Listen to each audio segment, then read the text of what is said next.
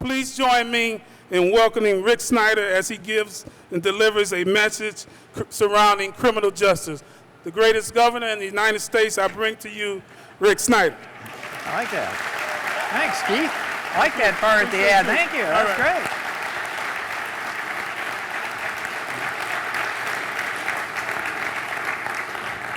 Well, thanks, Keith. I'm going to have you do introductions for me more often like that. That's awesome. So thank you. And it's great to be at Goodwill Industries. I had a chance to tour earlier and meet a number of people, and it's truly impressive. So all the Goodwill people, raise your hand. And let's give them a big shout out and a round of applause.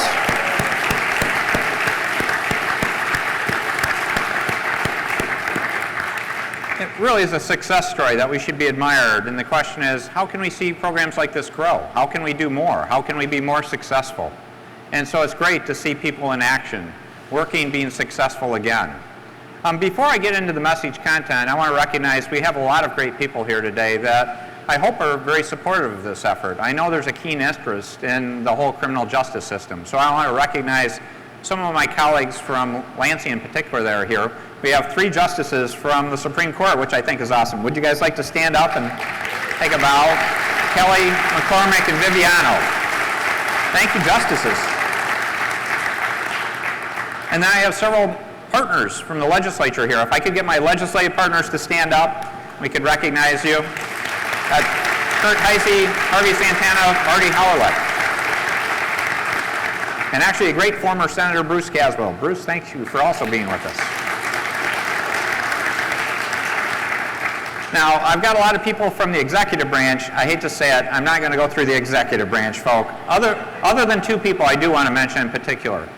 I want to thank someone for his outstanding service. He's going to continue to serve to help us on CLEAR and help us on some special projects. But he's done a great job with the Department of Corrections, and I appreciate it. We've improved on recidivism so many ways in terms of bringing efficiency, better satisfaction of supporting our hardworking employees. I want to recognize Dan Hines.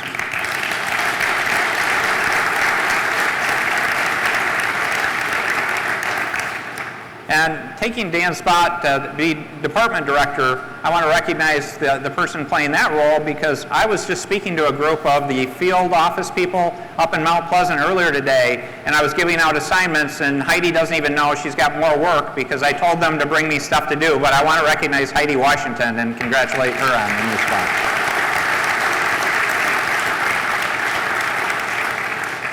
So thank you for being here, though. A few years ago, I gave a first message on criminal justice. And in many respects, it really focused in on the law enforcement piece and the court piece. And we made tremendous progress. One item in particular I'm very proud of is we announced the Secure Cities Partnership. We have 4 of the top 10 most violent cities in the country in our state. And that's unacceptable.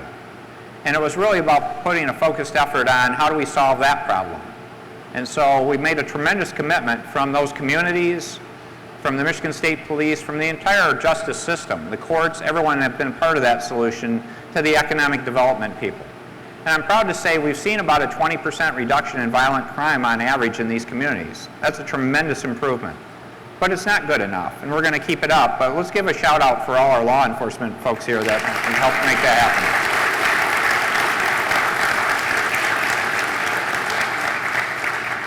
This message is covering the whole cycle, and I will appreciate your patience in going through it because I have a lot to cover. I'm not going to cover every item in the message, and I can assure you if you have an insomnia issue, reading the entire message may help you get through that process. But it is a well-done document, and I need to thank my team for a lot of great hard work pulling it together. Because when you look at criminal justice and this issue of the cycle of crime, you face a lot of tough questions. There is not one magic answer.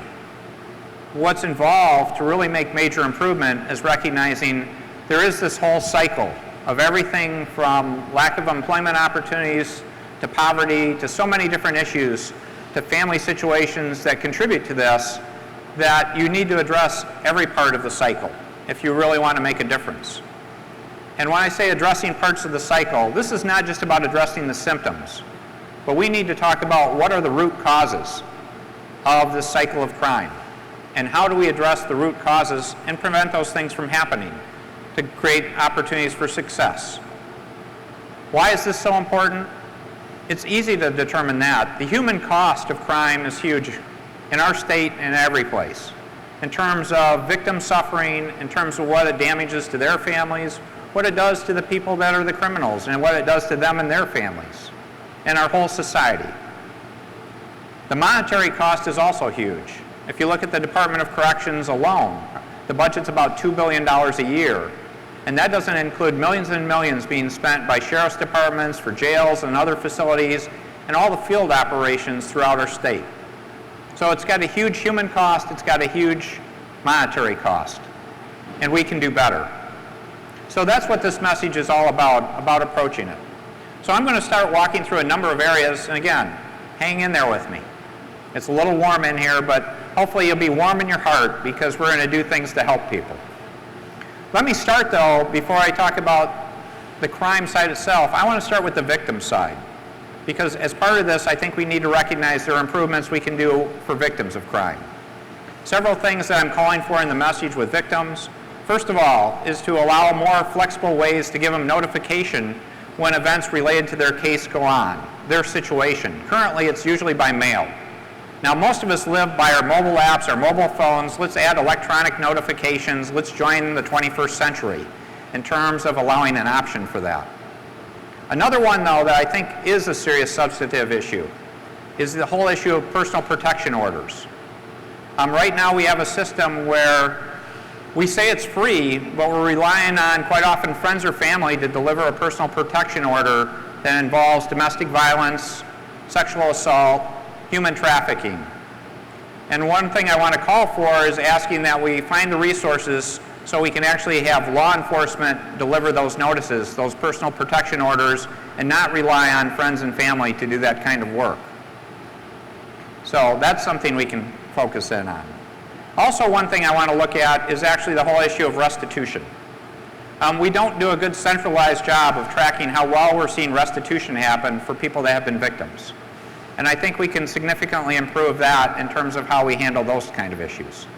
So let's make sure we're recognizing many topics there. Sexual assault on campus is a new topic we need to add to our list, particularly on the victim side. How do we create an environment where we can find the issues and problems? So the victim side is something I wanted to start with, but now let me shift to law enforcement. Law enforcement, two or three things I think we can really do a better job on. First of all is our recruiting. I think we need to work harder on recruiting a more diverse group of law enforcement officials in our state that reflect the population of our state, and in particular a number of our urban areas.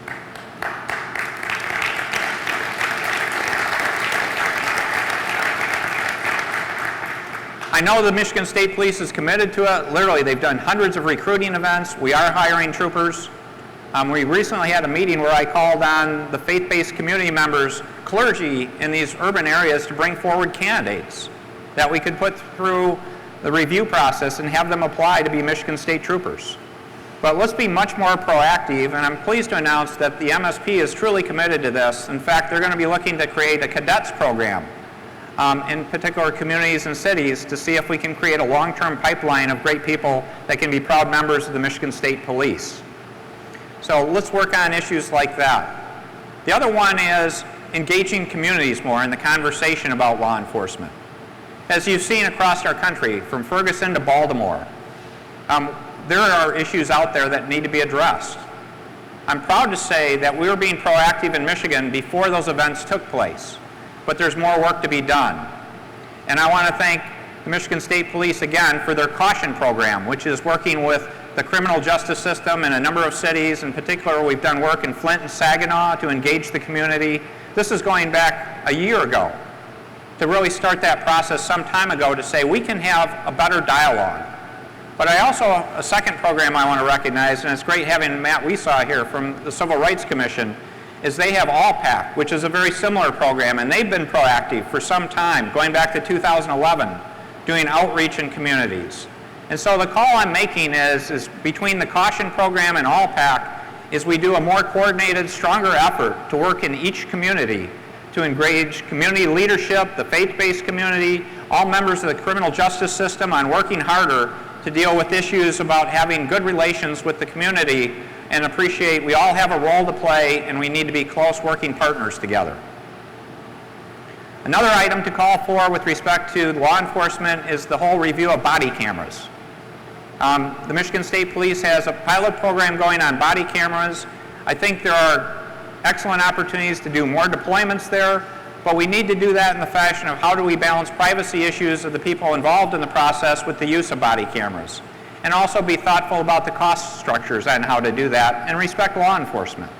So I look forward to partnering with the legislature and continuing a dialogue on the appropriate use of body cameras based on great work being done by the Michigan State Police and other organizations in our state. So law enforcement's a critical issue. Now let me talk about before someone ends up in a correctional institution. There's more work and better work we can do there. First of all, when you look at the whole issue of pretrial, if you look at it, about 60% of the people in jail actually haven't been convicted of anything yet. It's a pretrial situation. And the real question is do all those people need to be locked up the way they are today? I believe the answer is no. And I want to cite and give credit to Kent County. Kent County has been very proactive on this issue, and they've had evidence-based tools, they've been making risk-based assessments, and they've been working hard to say how do they minimize the number of people that are held in jail on a pretrial basis. Because think about the consequences of that. If you're not a threat to the public and you're otherwise locked up, you could be losing your job, you could be having other issues in your life created by this that could take you off track if you're not convicted. So I want to give Kent County credit. They've shown a 75% reduction in pretrial incarcerations because of the work they're doing, and I think that's a model we should be looking at across the state of Michigan. So good opportunities to improve there. Another area, and it's great to have some members, the justices here. I see we have a great Judge Talbot with us. If you stop and look at it, we can do more with problem-solving courts. And that's something I included in the last message. We're doing great work in problem-solving courts, but we haven't really come up with a great statewide system of how to spread it through more corners of Michigan and to make sure we have the right resources, because it's not just a question of the judge. We have great judges. They need support from the Department of Health and Human Services, from local agencies, from the community to do things like helping with the drug court situation, an alcohol abuse situation, substance abuse in general. Again, veterans, we have so many different problem-solving courts that I think are working well. If you look at the recidivism rate, for example, on the drug courts, it's about half of what it is for other courts. So there's an excellent opportunity to show better outcomes and better results there in terms of how we handle issues through our court system. So more to be done essentially before we put someone in a correctional institution. Now to the correctional side itself. And this is always a tough one because the first comments out of a lot of people's mouth is he just being weak on crime? The answer is no. This is about smart justice. This is about being smarter and better at what we do. Again, if someone has committed a crime, they should be punished. But one thing we need to recognize, the vast majority of the people that are incarcerated are coming back out and should be coming back out. And the question is by helping them be successful coming back out, it's a win for all of us. So that's where we need to really look at smart justice, not harsh justice or weak justice. So we really do need to look at questions on how to handle these issues better. So there are a number of steps I think we can do in terms of looking at our criminal justice system in the incarceration side. First of all, I think we have an issue that we need to look at sentencing reforms. We had good work done by the Council of State Governments before. That didn't make it through the legislative process. I think we need to revisit that. I think we need to look at those kind of issues and say, how can we do better? And the good part is we're now going to have a commission going forward to do this on an ongoing basis. So it won't be a one-time event. And that ties into something that actually in the message I call it the over-criminalization of our justice system. And it's amazing to me if you look at how many laws we have on the books that might not have real value. And so when my team, we were discussing this issue, I said, bring me some examples of that, would you please? So I thought I would share some of those examples with you. So I thought I'd let you know that actually if you take a challenge in a duel still in the state of Michigan, you can go to jail. Actually, if you pick on someone, if you post notices about their bad character for refusing to duel in the state of Michigan, you can go to jail. I don't think we need dueling laws on the books the same way we used to in our state. To add to that, actually we have a statute that says if you sing the Star Spangled Banner with embellishments, you could be subject to criminal charges. Again, we may not want to ever listen to them again, but I don't think we should be putting them in incarceration.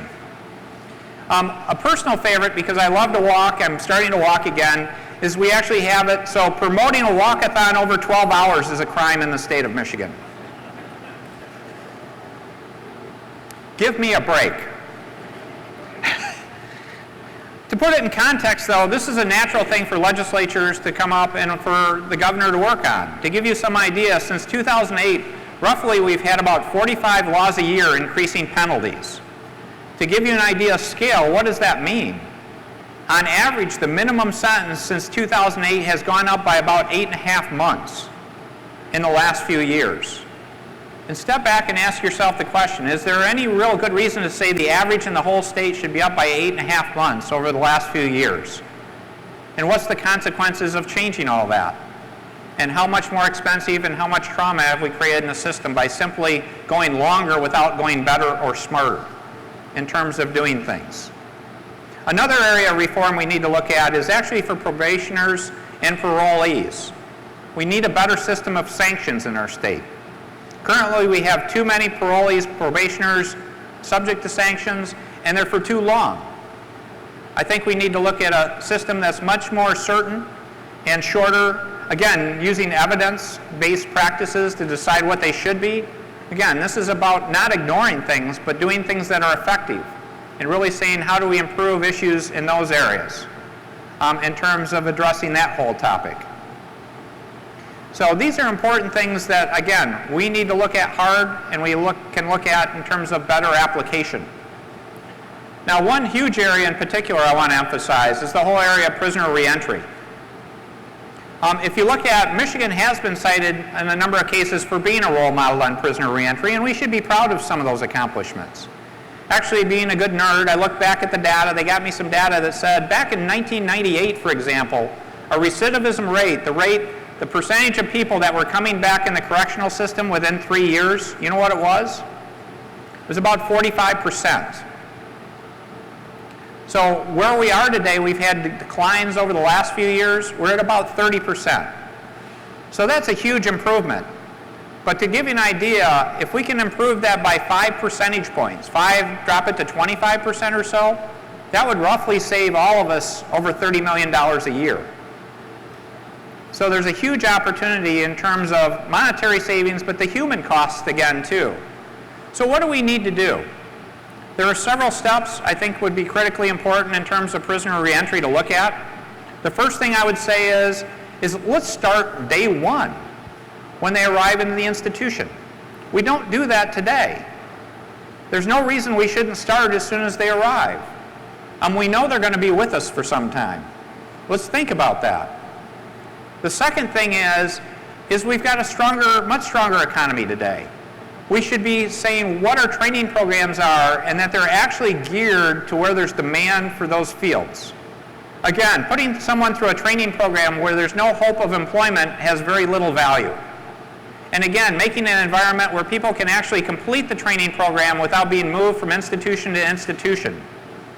There's big improvements there that can take place. So we need to do an analysis of where demand is. And if you ask yourself the question, is that a good thing? Absolutely.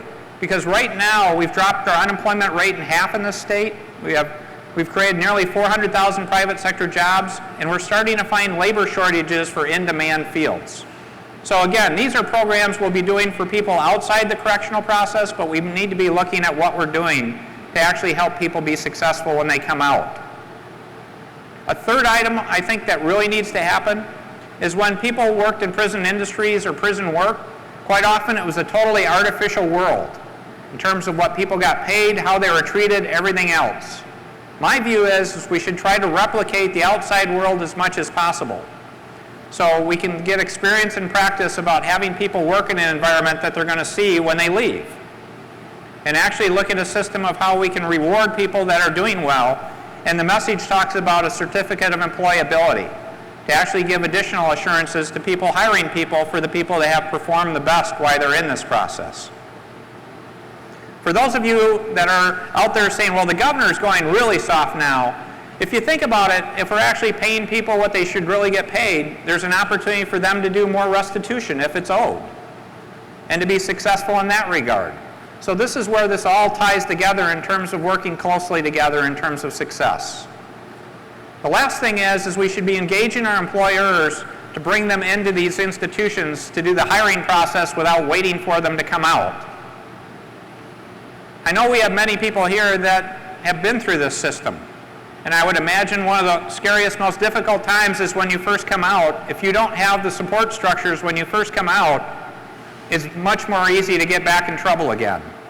So let's try to be proactive and help people before they come out so they know that they have an employment opportunity when they're departing. To go with that is also helping make sure they have the documentation they need in terms of Social Security number, birth certificate. We've seen this as a major problem, that quite often people are coming out and they don't even have the basic documents needed to get employment. So we have a huge opportunity to improve here. So I think we can make a big difference. Again, we've been progressive in Michigan, we've shown strong results. Let's show the rest of the country that we can lead in this. Another area I wanted to share with you is juvenile justice. Again, I've talked about adults, but our juvenile system needs improvement. Because again, if we can help them at the youngest age, what a difference that can make. Currently in Michigan, we have largely a county-based system, which is great. It's always great to have local autonomy, the community working to help people. The state provides about 50% of the funding, so we do have a strong interest in it financially, in addition to really caring about these young people. And so I think we should be calling for more measures and metrics to say, how can we find best practice in counties that are doing really well and bring that to other counties? So 2 or 3 things I would recommend to you there is, one, I think we need evidence-based assessments for these young people. That's not happening across the board in our counties. There are some places where there's not an assessment being made based on evidence and facts. The other one is how do we make sure we can create more community programs and less residential programming? Again, the success parameters go up dramatically if we can keep them out of a residential program. And how can we work on that in terms of being more successful?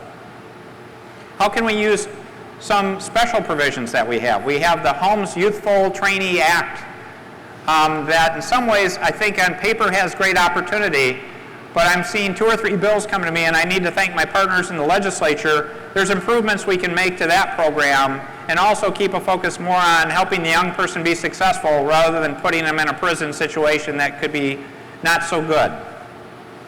So these are good things to do on the juvenile side. One illustration of success I would cite to you, just like I cited Kent County, would be Livingston County. Livingston County has done some great work over the last few years in terms of juvenile justice. In fact, they've dropped the number of days of programming required for people in Livingston County by 2/3, and showing strong results and strong action. So I think there's a whole nother opportunity there to say, how do we help counties still have flexibility to be entrepreneurial, to come up with new good ideas, but how do we do it in an evidence-based fashion? How do we make sure we're comparing results across the state? How do we make sure we're bringing best practice from one place to another? And how do we measure real results to show these young people are now hopefully out of the system and can be successful? So I think there's a great opportunity to do those kind of activities and work through this process. So if you look at, I've covered a lot of different items, and to be blunt, I've skipped quite a few because I can see I've got a lot of hot people out in this audience. But what I would say is I encourage you to read the entire message. There's a lot of good information, and my hope is we recognize that by doing this the right way, by doing smart justice, we recognize that when we have a crime happen today, everyone loses. Every Michigander loses something. You have a victim. The victim has a family. You have someone committing a crime. There's a cost to that and to their family. The economic cost to all of us is very large. We need to do a better job of saying, how do we break the cycle of crime? There is not one magic answer, as I said at the beginning. But there's a lot we can do by taking this whole cycle and saying, how do we break it down into pieces of success? And one of the key things I always come back to, and I wanted to close with this, is the key is helping someone be gainfully employed. If you look at the closest thing, I view it, if someone has a job, the likelihood of them having problems again goes down dramatically. And that's why I wanted to do this event in a wonderful place like Goodwill Industries. But we have other great opportunities to do this in other parts of Michigan, to have other similar programs go on, programs like Community Ventures. So let's stay focused in on how we can take each one of these steps to improve, to really break that cycle of crime. That pipeline people like to talk about that goes from school to prison. That's a terrible term to even have in our vocabulary. And we need to work hard to erase that by not ignoring it, but by showing real results. So I know there are many other issues in the state gathering more attention, everything from potholes to the budget.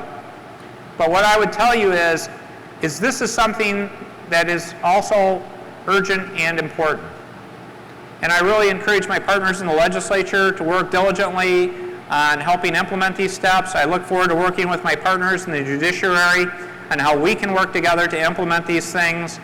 And most importantly, I'm looking forward to working with the communities. The people out there doing this work every day, the people in Goodwill Industries, they're helping us be successful. I see we have Chance for Life here. We've got a lot of great groups doing good work saying, how do we help people be successful? Because this isn't about the government solving a problem.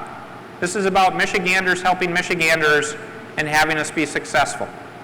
So thanks for your endurance today. I can see a lot of warm people to hot people, but again, I hope your heart is very warm to say, here's an opportunity to help Michiganders and for our state to be stronger and better. Thank you so much. Thank you, Artie. Thanks. Thank you. Thanks, guys.